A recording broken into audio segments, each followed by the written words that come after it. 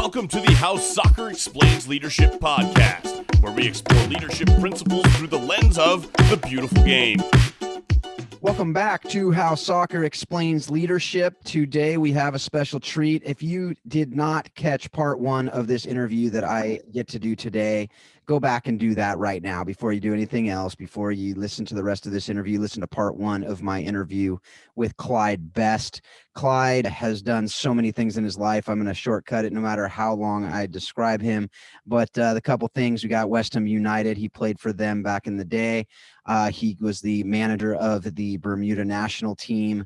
He was my coach as a kid, which is pretty cool, and a whole lot more. If you, again, go back, listen to part one, you'll hear all of that. We're not going to rehash all that here. We will have that in the bio on the show notes if you want to go check that out.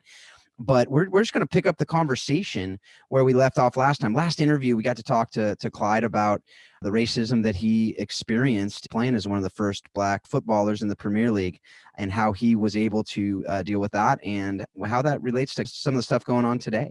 Really, some of the best leaders that he played with, the importance of building and nurturing relationships and not burning any bridges, as well as gaining the respect of our competitors as we play, as we live in our life. And so those were some of the things we talked about. And we're, again, like I said, we're going to pick that conversation up here today. Before we jump right back into that, though, I do want to remind you, if you haven't already, go subscribe to the show. Just click that link or the subscribe button wherever you're listening to this. You can also join our Facebook group. Obviously on Facebook, it's the How Soccer Explains Leadership Facebook group. And then every Friday morning, if you're on Clubhouse, you can join the How Soccer Explains Leadership room there and have a conversation with me and Paul Jobson and some other people who have some amazing things to say about this incredibly important topic, how we can basically take these lessons from this beautiful game and use them in our life and leadership. So without more on that, let's get back into this conversation with Clyde Best. Clyde, how are you doing today? Very good, Phil. I'm just here like everybody else in the world, try to keep out of trouble and stay safe. And even though we're down there in beautiful Bermuda, we're facing some of the same problems the rest of the world is facing. So you're just trying to do the best you can to continue to help people and stay safe. Yep, absolutely. And that there, right there, you said one of the things that I love most about you is just as far as helping people. And I know that's something that's very important to you, something I know that you have done as a coach, that you've done as a player. But one of the things that I know that didn't just happen, right? That didn't just happen where you had these views on life and you looked at life in a certain way. Yeah, part of it's the way you're wired, but also part of it comes from mentors that you've had in your life. And I just want to talk a little bit about that with you, is the value of mentors, not just in football and in this game that we love, but in our life, in our leadership, as we are going about different things. I know you've had your mom and dad and you've had amazing players. Can you talk a little bit about that? Yeah, well, I think the first two people I would have to thank for the way I am is my mom and dad, because as I've said probably in the last episode, they taught me to treat people the way you like to be treated. And if you do that in life, you can't go wrong. And I believe that, and I carry that with my everyday, and I think that's very important that you do that, especially at times like today when we've got all sorts of turmoil, not just this side, but in the entire world, and it's a shame, but the good Father knows what's happening, and he's the one that can lead us to the right path, Absolutely. And I know in your book, we mentioned it in the last interview as well, but it's called The Acid Test. It's your autobiography. Mm-hmm. You also talked about some of these guys, Martin Peters, Bobby Moore, Jeff Hurst, that taught you different things as they brought you under their wing, basically, when you came to West Ham. What are some of the things you remember learning from those guys as you were playing that you took not just in your game, but beyond the game itself? Well, I think the most important thing that I learned from them three, who were just coming from winning the World Cup in '66, I got there in '68, and to be in the same company as them was to teach you how to be humble, and even though you're on that big stage and everything, you got to be humble, and you got to know how you carry yourself, got to be respectful. And as I said, be nice to people, and everybody in life are not gonna probably agree with you, but I think the majority of people in life that are decent folk would understand what I'm saying, and as I say, I couldn't have had, for me, West Ham was the perfect club. I mean, the area that we were in, that part of London was a rough area, but what you learned from being in those areas was that everybody respected one another as long as you worked hard and you done what you had to do. These three guys, they worked tirelessly on the field. They trained as hard as they played. And most soccer players today, especially and people that want to be soccer players, that one thing they must understand: nobody's going to give you nothing. You got to earn it, and by earning it, it's working hard. And if you have to go in and do extra stuff, you got to do it. These three done that continuously. I mean, sometimes you would just sit and watch a person like Bobby Moore after lunch. We'll go back to training and just do some laps or do sit-ups or do passing. And those are the things it takes to become a world-class player. And those three, they were world-class players. I mean, if they were playing today, I won't know what I'd have to pay them. It'd be a lot of money. Absolutely. I think we talked about that last time too. I mean, you mentioned a lot of other players last time too, and what we'd have to pay them today. Probably wouldn't have enough money to be able to pay some of those players. Well, and I think that you hit something on there too.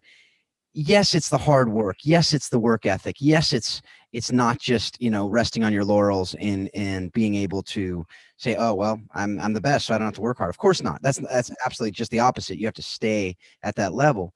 But one of the things that was interesting, and it's the first thing you said, was that humility, that humble, that servant leadership, that idea. And to see that, to hear that, especially as the number one thing, is massive. And so what is that? How did you, take that into every other area of your life as you led a business, as you managed, as you were a father and a husband? What does that look like as you saw these men who were at the top of anyone's list of things to achieve, and you saw that in them? How did that impact you off the field? Well, it was great because at the time, people like myself, Clyde, we were young guys, like 17, 18 years old. And here are these guys that were world-class players, established players that treated us decently, treated you the way you wanted to be treated. Wouldn't be afraid to pull you aside and tell you when you made a mistake. And if you were man enough and had a decent mentality, you would take what they had to say and apply it to your own self and in your game. I remember just before he died, Martin died early he died last year. And the last time I was in England, I saw him and I pulled him aside and I told him, Martin, thank you very much for showing me how to break the offside trap. Because when you're a young boy, you just play off of energy and you run, not thinking. And he showed me how to run on the line and then bend in to make your run. And if you do that way, 9 times out of 10, beat the defense. And, for him to tell me that and show me that, I mean, that was a lesson well learned and something that I always remember, And those are the type of people they were. And as I said, the whole amount of people at the club, it was like one big family, from the lady that done the shorts, that done the equipment for us, washed it and made it decent for the next game, to the guys that done the ground. Everybody knew everybody and everybody got along with everybody. And if you had disagreements, you go to the manager and put it forward and you sit down and discuss it, and that's some of the things that I tried to carry with me when I entered coaching, is to be open and honest with the players. If you play well, you play. And if you let them know that right from the off, you don't have problems, and they know to themselves, because most players, they're honest when it comes to giving them things to do in details. on the football field. And like you say, you being a goalkeeper, if you make a mistake and I tell you, Phil, hey, you should have saved that. If you're, in the right frame of mind, you will probably agree at times, that, hey, that was a mistake, my error.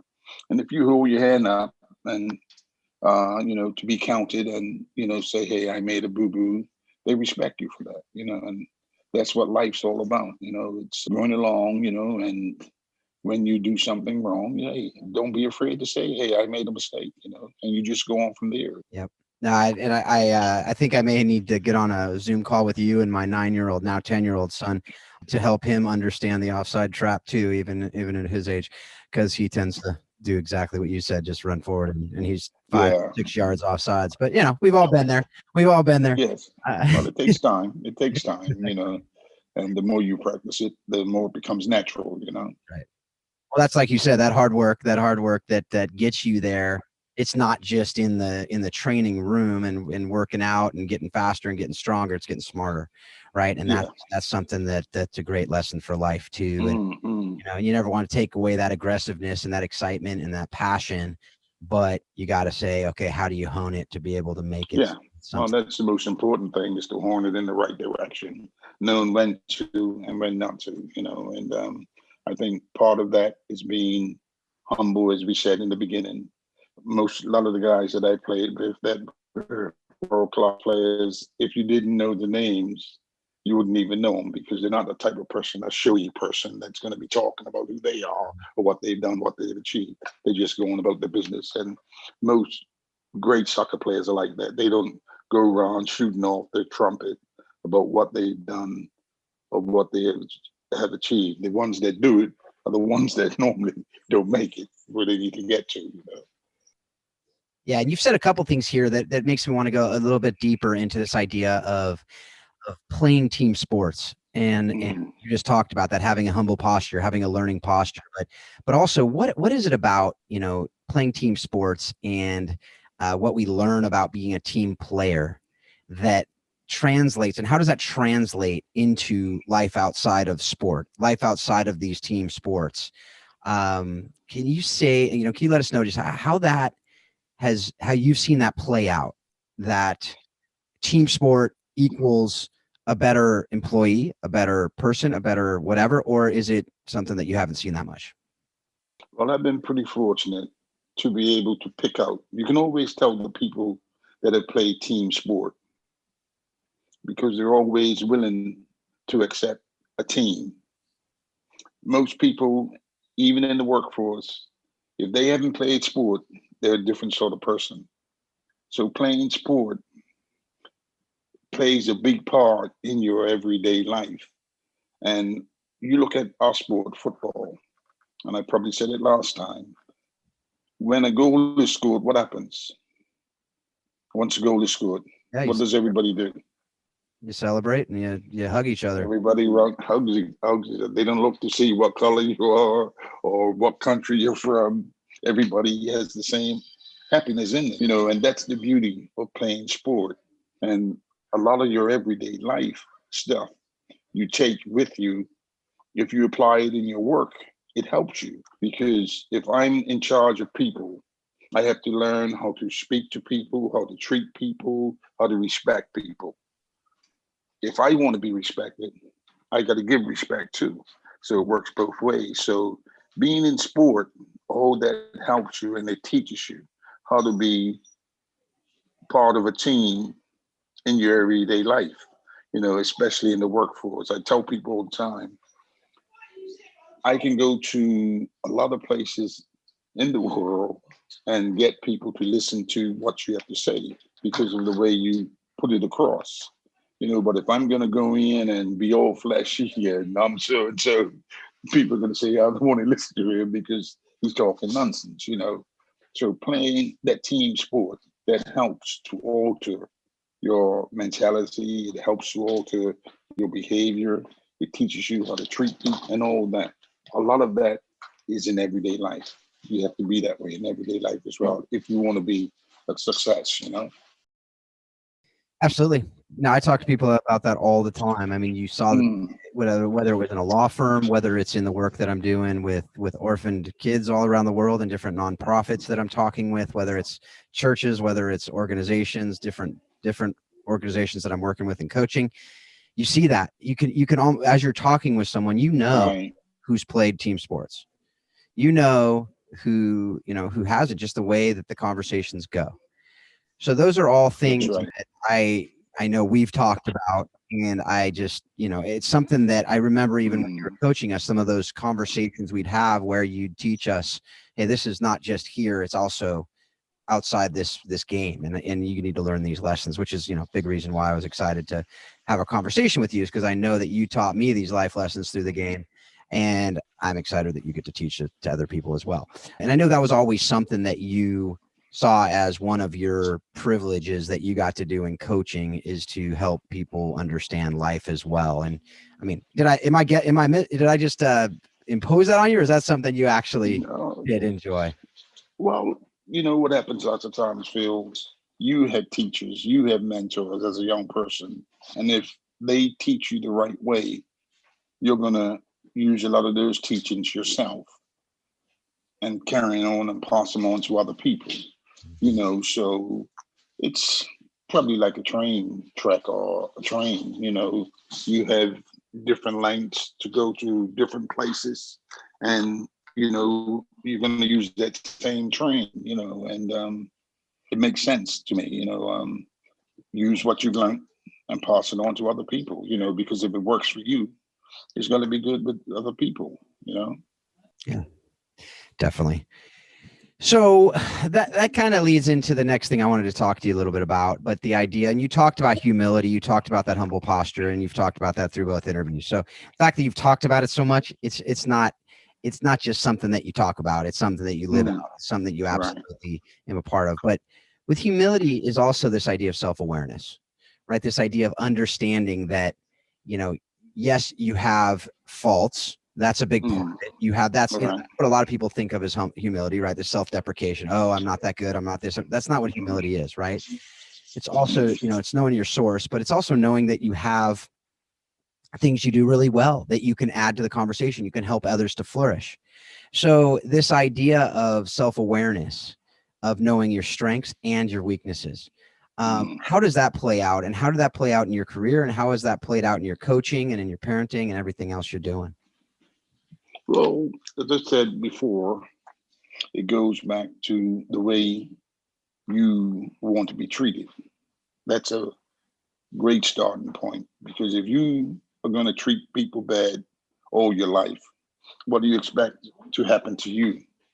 9 times out of 10, it's going to follow you to your grave. So deep down inside that that's not the way to be. So you try to do the right thing, and it's all about doing things right. We know a lot of things that we can do that are bad, but we choose not to do that because we want to be symbols for other people coming along.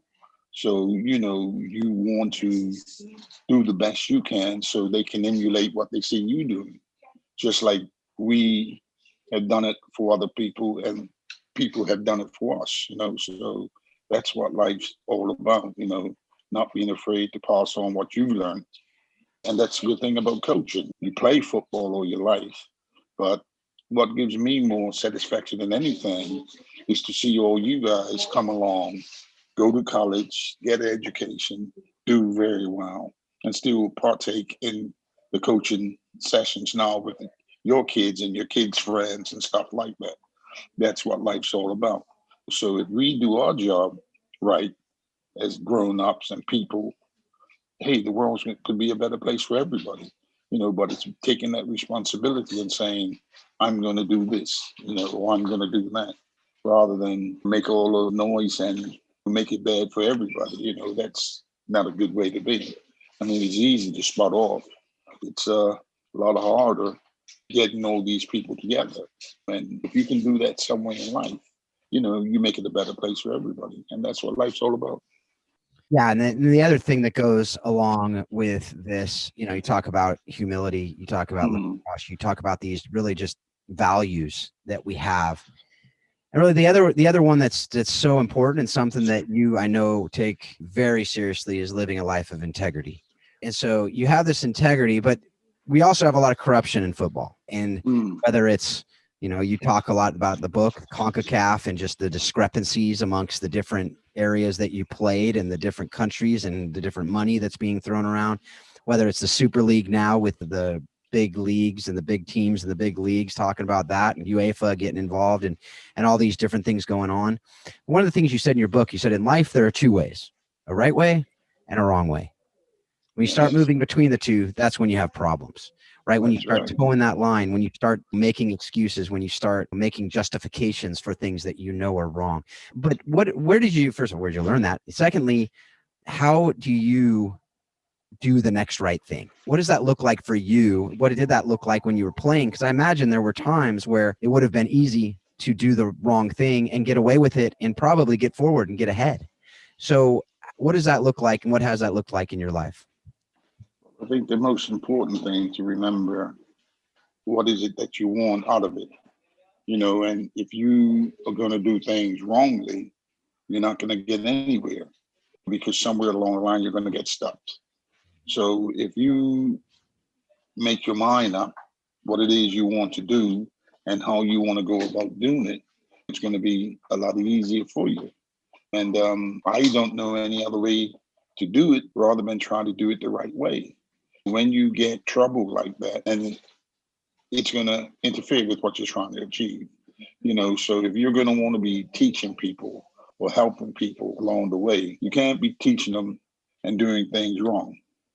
You got to be doing things right. They see you doing it right, they're going to do it right, because they're going to say, if it worked for coach, it can work for me. And that's what life is all about, learning as you go along and learning from the right people. And that's what is the most important things in life. And as you say, we all make mistakes. And the good man holds his hand up and says, hey, I made a mistake. The one that hides itself and pretends he doesn't make a mistake, he's telling you lies, because he's not only messing with you, he's not being truthful to you. So if you can go through with those sort of principles, you're going to be okay.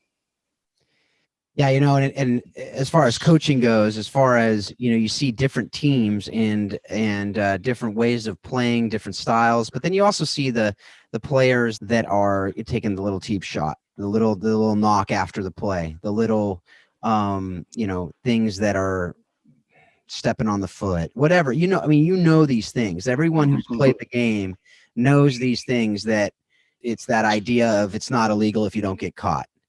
But the fact of the matter is, it still is illegal. You just didn't get caught. As far as that goes, and I think you said it, and I want to just make sure I heard you and I understood the idea that as a coach, as a leader of these teams, to teach these kids, teach the players that we have under us that, look, at some point you're going to get caught, but even if you don't get caught, it's still wrong. And if we're going to be teaching and raising these people up to understand life and why this is important in life, to understand this integrity, because if we don't teach them, if you do the wrong thing, even if you don't get caught, it still is wrong. These guys could later in life go, well, I cheated on my wife, but I didn't get caught, so it wasn't wrong. And I cheated on my taxes, but I didn't get caught, so it wasn't wrong. Is that what you're getting at there? And how do you react to that as I'm talking about it?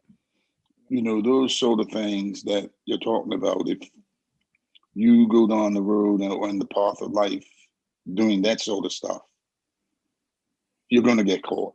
Mm-hmm. And it's just a matter of when and how it's going to happen. Because, like you say, if you're going to cheat on your taxes, that's a cardinal sin, in America not to do. And if you get caught, you will pay dearly for it. So we as parents and teachers, we have to make our players and students understand that, hey, you got to do it the right way. Don't be taking shortcuts. Hey, if I'm playing football against you and I tread on your foot, it's nothing wrong. Said, hey, I didn't mean it. You don't blatantly go out and try to hurt somebody, because, hey, we're both in the same profession. If you take my life away from me, somebody might take your life away from you tomorrow. Mm-hmm. So, you got to be, let's say, it's great to be honest and let people know exactly where you stand rather than try to be a rogue and rip people off all the time, because it will catch up with you. Yeah. How do you feel about all the diving and everything that's going on in the modern game? I don't like it. My favorite criticism is about the VAR. I don't like that much at all, because it's such a thin line between is it on or is it off? Is it a handball or isn't it a handball? Mm-hmm. And I think football is a game, well, sport in general is played by people. People make mistakes. Yep. So let the game go on. You can put in the machine to interpret, is the person offside or onside. And when they make a lot of those decisions, they're so minute, it's unbelievable. It's millimeters, you know what I mean? And to have somebody offside that just the toe in front of the next guy and his body's behind the line, to me, that doesn't make sense at all. So that would be my biggest criticism about today. When we played, hey, we took a lot of lumps and bumps as well, but you just got up, dust yourself off, and go again. And that's what the people want to see in the stands and your teammates, because there's nothing worse than having a teammate that, is going to be on the team, but is not a team player. You're going to be a man short right off the bat, so it's important that you learn those things early, and it will make you become a better person and a better team player. Yeah, that's something you and I have talked about a lot as far as the game back when you played, and with all these guys doing all these flashy moves and everything. And I basically said to you, if you'd have tried to do that, which you wouldn't have because you were a very different type of player, but if you would have, you probably would have gotten hit by one of those center backs pretty hard. Dude, probably would have stuck their foot in and said, "I don't want to see any of that flashy stuff," right? Well, I mean, if you were smart, you knew who you could do it to and who you couldn't do it to. Yeah. I mean, you have people like Norman Hunter and people like Chopper Harris, Ron Harris, Dave Mackay. You've done things to those guys and they let you know that you've been in the game. And if you were smart enough, you would try and keep out of the way and, do what you have to do. Yeah. Well, and you talked about VAR, of course. You went ahead of me because I was going to get there later on in the interview, but I'm glad you did, because that's something that I did want to talk about. I mean, you hit it on the head as far as one of my biggest criticism of it is the game involves humans, and when we take that idea and that element of human error out of the game, you can find a foul in almost every play if you really want to. And at one point, at what point does it become that every corner kick we're calling a penalty kick because someone grabbed a jersey at some point of the corner kick, right? I mean, that's potentially, if you go down this slippery slope far enough, that's where it's going to get. And it's going to be take this contact sport and basically turn it into a non-contact sport, especially when you start talking about the slow motion and everything else. But one of the things I'm curious to hear from you, I mean, on that note, I mean, yes, it is a thing of human error, but what I've talked to a few people about on the other side of it, this idea that not only is it a game of human error and we don't want to have these referees, I mean, just the fact that a subjective call is brought to another referee who has a different view of that rule, potentially, well, obviously it is different because it's a different person, telling this referee who's been calling a game a certain way on a certain day with certain players, and then you bring it to this other guy who's not even down on the field watching it in real time, but he's watching it in slow motion. There's that whole issue. But then there's the idea of we're taking away lessons, life lessons that we can learn about life, that authority figures make mistakes and we need to live with them. Right. That happens. That's something that you and I have learned from this game. And if we are seeing the game as teaching us life lessons, in addition to having fun and having competition and all this other stuff, are we robbing ourselves of life lessons from this game by having this idea of instant replay? Talk about that or anything else you want to about VAR. But yeah, that's something that I've really been thinking a lot about. Yeah. I don't know if you saw the game on Sunday. It was between Arsenal and Fulham. Right. And the goal that was disallowed, that was counted for Arsenal. Now, to me, before the ball went in the net, one of the guys was standing offside. but they say that he wasn't interfering with play. Right. He was right in front of the goalie, though. He's in front of the goalie. What Yeah. can the goalkeeper do? To me, that's offside. So I don't know what they're talking about, that when they see that sort of stuff and they allow that stuff to go. It's just like when you're heading the ball, the first thing they teach you, you got to use your arms for elevation to get up and head the ball. Now, if you jump up, if your hands up and the ball hits your arms, it's automatic penalty. Yep. Now, how are you supposed to get up in the first place if you don't use your arms? So those are some of the things that they probably need to revisit for next season and see, if they can do a better job with that, because some of the things that are happening, they're taking goals away from people that should have had goals and allowed people to have goals when they shouldn't. So it's a mixed up thing, so to speak, and hopefully they can get it sorted out. I would think it's here to stay. I don't think it's going to go. We just have to get used to it, Yeah, it's funny too, because in your book, you actually were more in favor of VAR. If we go back and look at that, you basically said, I'm all in favor of extending it to other, that was when it was only goal line technology. But you say you're in favor of extending it to decisions like contentions, penalties, and offsides. But I think that goes to the point of it, is it seems great in theory. Right. But when we start seeing it in practice, and that goes for a lot of things in life, right? We think in theory it sounds great, but then when you put it into practice, you realize all these things that, it actually reminded me of when I started even talking about the human error. I don't know if you saw the movie Sully. It was about a pilot who landed the plane in the Hudson River a few years ago. And in that movie, it talked about the investigation and everyone saying, well, you should have done this and you should have done that in the 2020 hindsight. And finally, it clicked with him towards the end of the movie. Spoiler alert here if you haven't seen it. But he clicked and he said, you guys have not factored in that human error. That extra second or two it would take for the human, because we don't compute like a computer. And in the same way, that offside call, that penalty kick where angle and perspective comes into play. That's life, again, life lessons. I recently had a referee on the show and we talked about that idea of perspective and angle. That if you have a different perspective as me, which we do, because we're two different human beings from different backgrounds, from different perspectives, from different places, with different understanding of the facts of that particular situation. When you have that, you're going to have different calls. And again, that's a good life lesson. And it's something that we need to understand. But when you look at 65 different angles and slow motion and this and that and the other thing, I mean, that's the thing, even with the offsides. It just depends on where that angle is and where that line is drawn. And it seems to me like, I remember early on in the season, I think it was Liverpool. And now, mind you, I don't ever mind seeing Liverpool lose, but only when it's just, right? Like, it wasn't just to me. Like, there was no way I could see that guy being offsides in one of those games. And they lost the game, and they had a goal in the 94th minute or whatever that was taken away. And I'm thinking there's always going to be an argument.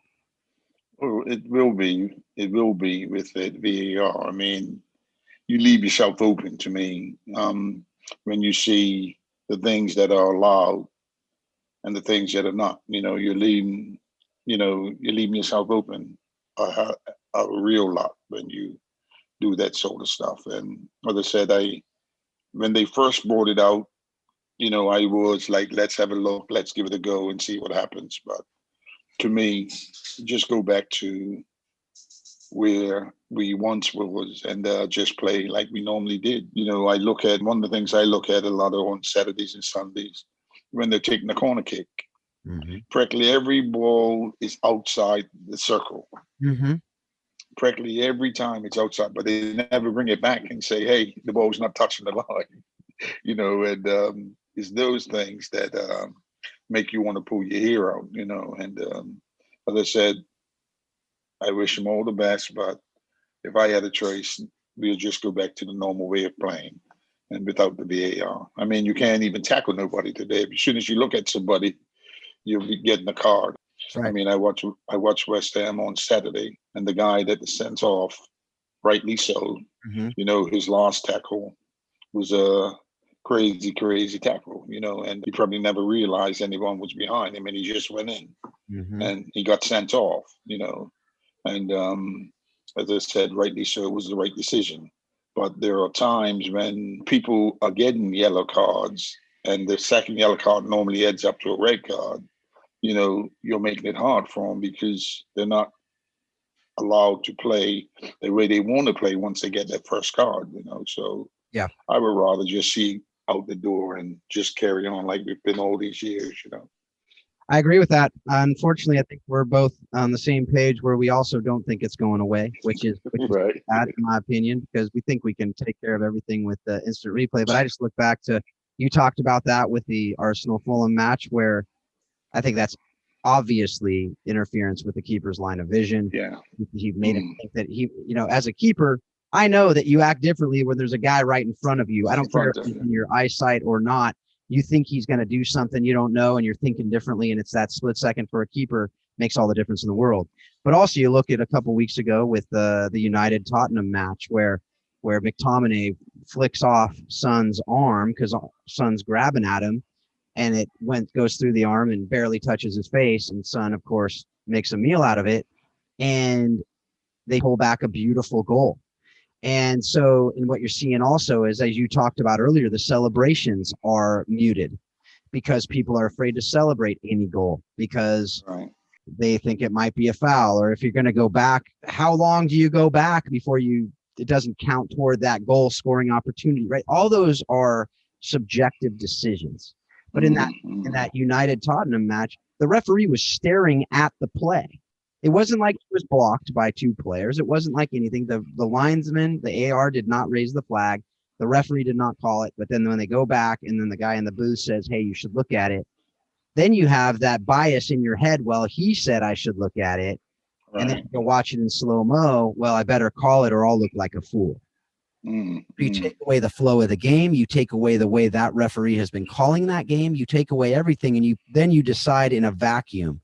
Well, in life, if we decide things in a vacuum and not consider the context of any decision, we'd make decisions a lot differently. Do you agree with that? Yeah, you're probably right. I remember that particular game as well. It was a big mistake by the referee, but, as I said, that's what happens when you take arms and hands out of the game, because as a soccer player, football player, most of the times they're taught to use that for elevation, for speed. They tell you use your shoulders, you know what I mean? And to keep people off, you usually stick one hand out and block him off, so you're taught that from the training manual, not to let people get in your space, so you use your arms to keep him off. I mean, as long as he doesn't punch him or do anything drastic like that. But as I say, it puts a lot on the referees. The referees are not only stuck with the 90 minutes on the game. They got to look at each contact, each head ball, every sort of thing. So they're loading the referees down with a lot more than what they would have if you just let them just go there and play. That's right. I agree with that. Well, we could talk a lot longer, I'm sure, about the ills of VAR, but we won't, because I want to move on to another thing, just really about specifically these life and leadership lessons from the game. And I'm curious, did you learn anything as far as your perspective on the game from coaching the game that you didn't learn while you were playing the game? Well, most of the stuff I learned in the game, I took to coaching, because I had some unbelievable people that helped us and that coached us at West Ham. As I said, I arrived there as a 17-year-old, and John Lyle, who was our youth coach, he ended up taking the first team once run, a step down. And a lot of stuff we learned were from people like him and Ron Greenwood. So normally we said that, hey, if it's good for them, it's got to be good for us, because we were all part of it and we saw it. So the natural progression would have been to carry on what they were doing, because at West Ham, we've always had a reputation of developing young players. I mean, Manchester United do it now, but we done it years and years ago because we never had money to buy big players. So they always developed the homegrown players and had them in the team. I mean, when I played for West Ham, practically every player was from the East End of London. One or two might have been from Scotland or Newcastle, but everybody else was homegrown. And I believe in that, because why go down the road and have to pay hundreds and hundreds of thousands when you might have somebody on your doorstep? We at West Ham have got a problem now with the captain. Everybody wants him, but he's been playing for us for the last 4 or 5 years and playing very well. Now all of a sudden, everybody wants him. It's like the boy that's come in from United. Mm-hmm. All those years at United, they were sitting him on the bench. Right. Now he's come to us and he's really displayed his ability. I've always liked Jesse Lingard. I always thought he was a good player when he was at United. Yep, He's come to us, and he's been given a new lease of life. And now United want to put the price up on him, because he's scoring goals again. But, that's a part of the game that you learn, as you're going along and you're making progress, especially if you're going into the coaching side. At our club, when we were still playing, one of our responsibilities was to go around to one of the local high schools and help, the PE teacher and take some sessions with the children.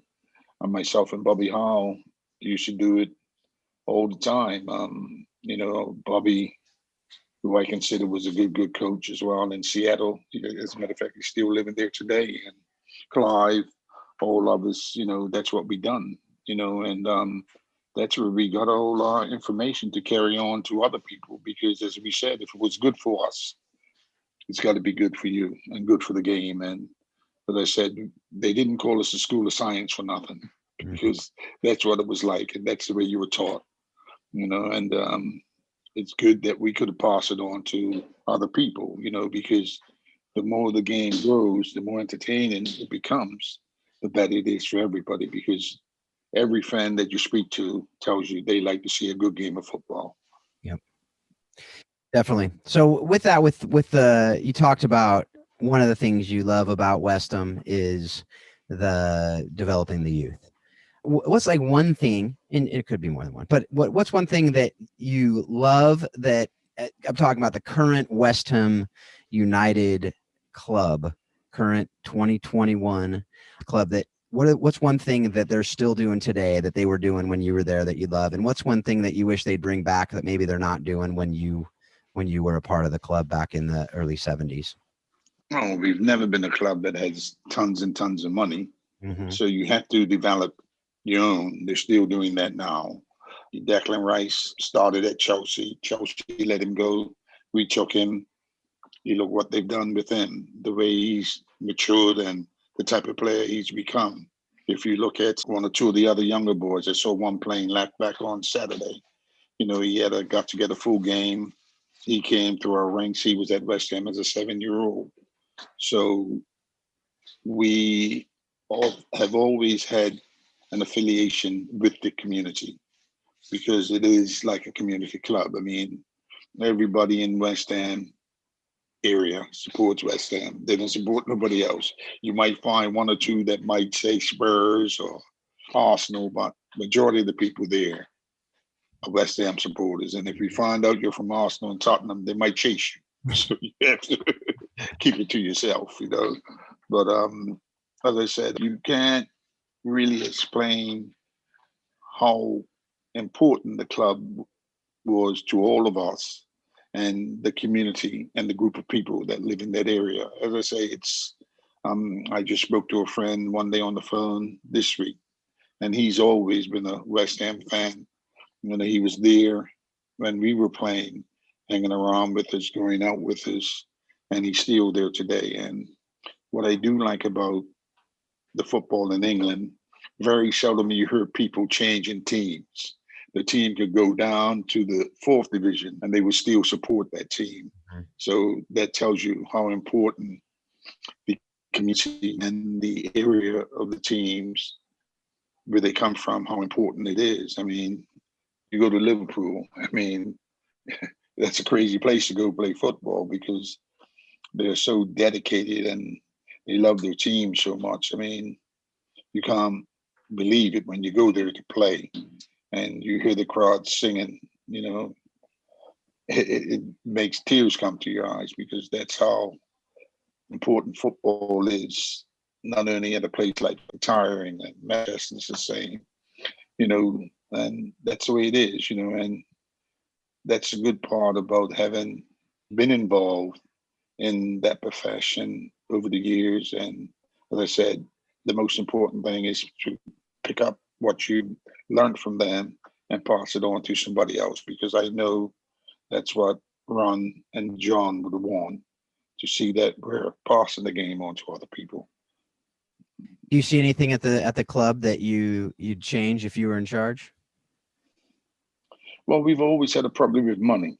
We can't get that much money to be able to go buy who we want. If we could get more money into the club, I think it would be a better club still. I mean, we're playing right now at the Olympic Stadium. The team itself, I think, they're doing a superb job. We're in fourth position right now, looking and knocking on the door for a Champions League place. We've got to get one or two players back now from injury, like the big boy up front, Antonio. I mean, when he's playing for us, he's a beast, and he's able to. Him and Jesse seem like they have a good understanding already, So if we can get him back, if we can get our left back, I think we're going to be, we could be in the Champions League next year if we can get them people back on the playing field. So I think the club, has done a great job so far. And I just hope they continue to make progress. Dave Moyes is a nice guy. I've known him from years ago, and he's turned out to be a coach for West Ham. And we needed somebody like him to come in and stabilize the club. We've had one or two players in the past that have been there making good money. But if you're making all that money, you got to show that you want to be there. Mm-hmm. Don't be there taking the money and running off and not doing what you have to do. And that's what I like about this team right now. They look like they enjoy what they're doing. Speaking to people, they tell me they all have a good understanding of one another. They all respect one another. So that gives you a good notion that, it's not long before you can be doing something pretty big, Absolutely. All right. A few more questions as we finish up. The first is, we talked about this last time. You ran a dry cleaning business for a while there. Yeah. Right. What lessons did you take from the game, from playing, from coaching, as you ran a business? What were some of those things that were important to the business? Well, not just the one I had, it's anybody in business. As I said, you treat people decently, respect people, let them know that you appreciate the work they're doing, and you're never going to have a problem.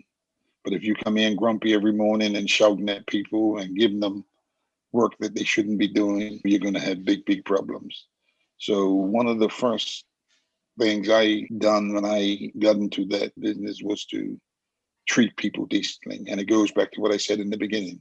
You treat people the way you want to be treated. Mm-hmm. You don't want a grumpy boss every morning coming in shouting at you, or him and his wife had an argument and he's bringing that to work. You don't want that, So as I say, treat people with dignity, respect, make sure they're happy with what they're getting, look after them at Christmas time, holiday time, when it's time for them to go on vacation, and you don't have problems, and that's what I find by doing what I done that little short period while in California, Absolutely.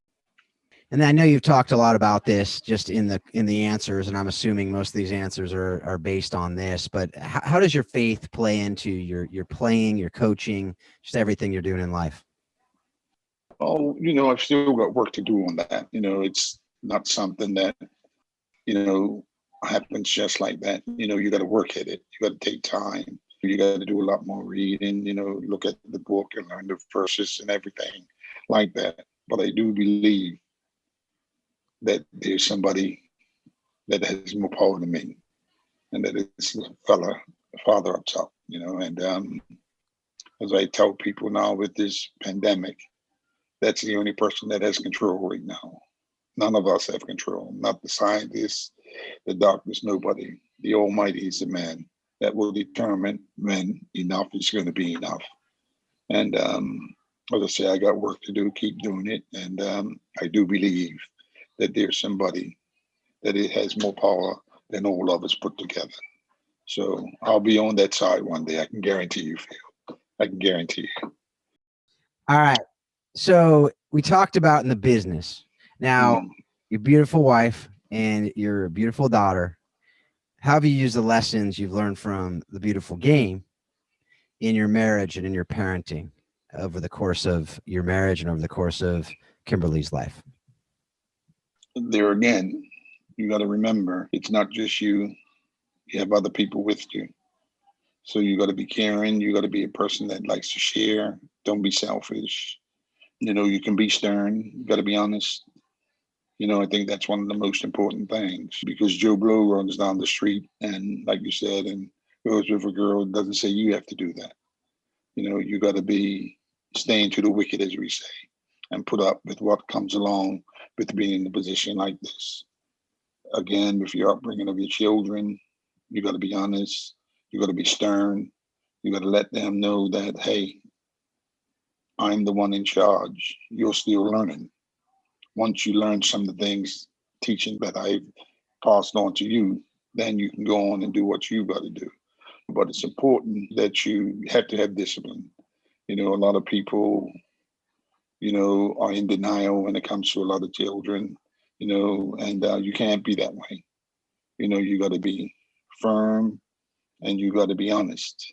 And you have to let them know, especially today, because children with all this high tech stuff, I mean, they're ahead of a lot of us, because Yep. I mean, I had one of my brother's granddaughters. She was here a couple of months ago, and I watched this little girl pick up a telephone and hit the telephone and to look at our cartoons. And she wasn't 2 years old then. So it tells you how far the young people are. And you got to let them know when they're doing something great. Let them know when you got to let them know they're doing something wrong. You got to tell them. You can't say, not my son, not my daughter. If they've done it, you got to look into it and find out for sure. And if you don't do that, you're going to have problems. If you want not have problems in your life, as I say, be honest, be stern, be fair, and you're not going to have no problems. Absolutely. Okay. Last question. This is like a bittersweet feeling. We're getting close, but I love having these conversations with you. But what have you read, watched, or listened to that has most impacted your thinking on how soccer explains life and leadership? Well, I look at a lot of the people that I've been with over the years, and I've been in my time with some of the best people in the world when it came to playing soccer. Pele was one. Johan Cruyff was another. Bobby Moore was another. Played with Franz Beckenbauer against him. These are the four greatest players of all time. So being one of those people, taught me a lesson of all the things that we've talked about just now. So I've had some great teachers. I'm thankful that I had the opportunity. The Lord picked me to put me in that position to do that. And I would always be thankful and grateful for that opportunity and all the people that I've learned things from. I mean, George Best, as I say, Ruud Krul, my man Wim Jansen, Wim Reisberg, and all these guys have been great players in the world of football. And you go back to the Dutch, you go back to the English, and they have lists of players that have been world class players, but not only world class players, but the world class human beings. Mm-hmm. And that's what life's all about. Absolutely agree with that. That is something that, we learn so much from others who can teach us so many things if we have that posture of learning, right? Because if we have the posture of, well, we know it all, we don't need to learn anything, then we'll miss so much along the way. And so because the thing is, when you played against those guys, some of them, yeah, you probably knew they were the legends that they were. But other people, you have no idea. It could be the 17-year-old that you're playing against or with, the guys that were playing with you, you know, to know you are this source of mentorship and you're this source of wisdom. They could have looked and just gone, oh, just this kid knows nothing to learn from him. If we don't have that posture of, we can learn something from anybody, whether it's the janitor, whether it's the president, whether it's the mechanic, whether it's the accountant or lawyer, whatever, you know, just because society says this person has a better status doesn't mean anything. It means that they're another human being that we can learn from. And that's how I see it. And I know I've learned a lot from people that other people would have written off. And I know you the same, right? Well, as I've always said to you, you can learn something from a drunk on the street if you're willing to listen. So don't ever turn your back or your ear against a person that wants to say something to you, because you never know what he's going to say. So just be prepared to listen, and then it's up to you to take it in and do what you have to do with it. But don't brush people off, because you'd be surprised what they could be telling you or willing to tell you. Absolutely. Well, Clyde, thanks so much again for this conversation, for being a part of this show. I absolutely am honored to be your friend, to call you friend, and to have you as my coach. You know, you'll always be my coach, whether you're actually coaching me or not. So thank you. Phil, thank you, buddy. As I've always told you, say hello to your mom and dad and all the guys, and let's keep in touch. Not let it slip away like we did before. Let's just keep in touch and keep this going. Absolutely. Well, thanks again, folks. Very much appreciate you taking the time to be a part of this show. And I look forward to you jumping back on with us next week. Thanks for joining the Facebook group. If you haven't done that already, you can do that. If you have any other guests that you think would be good for this show, please reach out to me, phil@howsoccerexplainsleadership.com. You can send any questions, recommended guests. If you are that person that you think should be on the show, let me know that too, and we'll be able to hop on a call and see if it's a fit. So thank you, everybody. And most importantly, as we're winding this down, I just hope that you take everything that you're learning from this show and you use it to help you in your life, your leadership. You use it to help you understand how soccer really does explain life and leadership. Thanks a lot. Have a great week.